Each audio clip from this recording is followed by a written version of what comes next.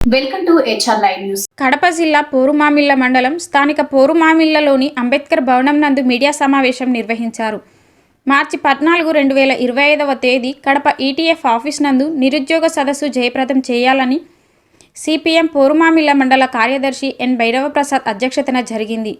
ఈ కార్యక్రమానికి ముఖ్య అతిథిగా సిపిఎం జిల్లా కమిటీ సభ్యులు కామనూరు శ్రీనివాసులు రెడ్డి, షేక్ గౌసియా బేగం, కుమారస్వామి రెడ్డి, సిపిఎం మండల కార్యదర్శి ఎన్ భైరవప్రసాద్ గారు సంయుక్తంగా మాట్లాడుతూ 2025 మార్చి 14వ తేదీ శుక్రవారం ఉదయం 10:30 కడప నగరంలోని బాలాజీనగర్ ఎస్వి డిగ్రీ కళాశాల వద్దనున్న యూటీఎఫ్ భవన్ నందు జరుగు నిరుద్యోగ వ్యతిరేక సదస్సుకు పెద్ద సంఖ్యలో నిరుద్యోగ విద్యార్థి యువకులు, ప్రజా అనుకూల మేధావులు హాజరు కావాలని విజ్ఞప్తి చేస్తున్నామని అన్నారు. ఈ కార్యక్రమంలో సిపిఎం మండల నాయకులు గుండాల శ్రీనివాసులు, కుసులూరి రవి పాల్గొన్నారు. మోడీ ప్రభుత్వం అధికారంలోకి వచ్చి 10 ఏళ్ళు అయింది. 10 ఏళ్ళు అయినప్పటికీ కూడాను ఈరోజు మేక్ ఇన్ ఇండియా ఒక నినాదం తీసుకుంది. అయినప్పటికీ ఇక్కడ భారతదేశంలో పరిశ్రమలు చాలా నత్తనడక ఉన్నాయి. పరిశ్రమలు పెరుగుదల లేదు. పరిశ్రమలు ఉత్పత్తి చేస్తున్న వాటికి అమ్ముడుపోవడం లేదు. ఎగుమతులు చాలా తగ్గిపోయాయి. దిగుమతులు మాత్రం విపరీతంగా పెరుగుతున్నాయి. ఇక్కడ చూస్తే ప్రజల్లో కొనుగోలు శక్తి బాగా పడిపోయింది. ప్రజల కొనుగోలు శక్తి పడిపోవడం వల్ల వస్తువుల అమ్మకాలు బాగా తగ్గిపోయాయి. దీనికి కారణం దానివల్ల కుటీర పరిశ్రమలు కూడా చాలా దెబ్బతింటున్నాయి. అనేక పరిశ్రమలు మూతపడుతున్నాయి. వీటన్నిటికీ ప్రభుత్వం పరిష్కార మార్గం ఆలోచించడం లేదు.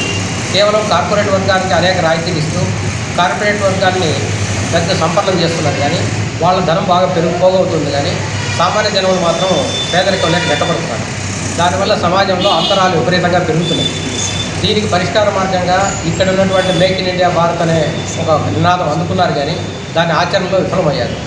దీనికి కారణం ఏంటంటే పరిశ్రమలు పెంచడం కోసం ప్రజల కొనుగోలు శక్తి పెరగాలి.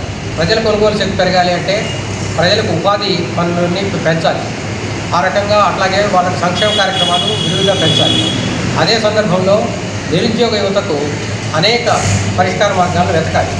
అందుకోసం పరిశ్రమలు పెట్టుకోవడానికి అనేక రాయితీలు ఇవ్వడమే కాకుండా వారికి విలువగా వాళ్ళకు పెట్టుబడి పెట్టడానికి ఇవ్వాలి.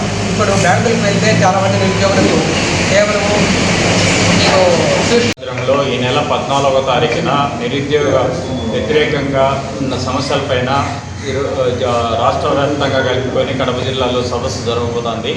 ఈ సదస్సుకు సిపిఎం పార్టీ రాష్ట్ర కార్యదర్శి సభ్యులు రాంభూపాల్ గారు హాజరవుతున్నారు. పెద్ద ఎత్తున కడప జిల్లాలో ఉన్న నిరుద్యోగులందరూ కూడా పాల్గొని సభను జయప్రదం చేయవలసిందిగా కోరుతున్నారు.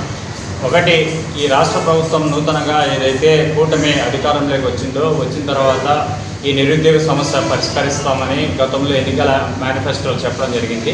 ఎన్నికల్లో ఇచ్చిన మేనిఫెస్టోలో హామీల ప్రకారం అమలు చేయాలని మేము కోరుతున్నాం. 18 సంవత్సరాలు పైబడిన మహిళలందరూ కూడా వాళ్ళందరికీ కూడా నిరుద్యోగ వృత్తి కల్పిస్తామని చెప్తున్నారు. అట్లాగే నిరుద్యోగులు ఉన్న వారందరూ కూడా ఉపాధి అవకాశాలు కల్పిస్తామని చెప్పారు. ఈ మధ్యకాలంలో మంత్రులు వీళ్ళందరూ కూడా దావోస్ పర్యటనకు వెళ్ళి అనేక పరిశ్రమలు ఆంధ్రప్రదేశ్కి తీసుకొస్తామని చెప్తున్నారు. ఒక్క పరిశ్రమ కూడా వచ్చింది లేదు, దాఖలాలు లేవు, ఎక్కడ కూడా లేవు.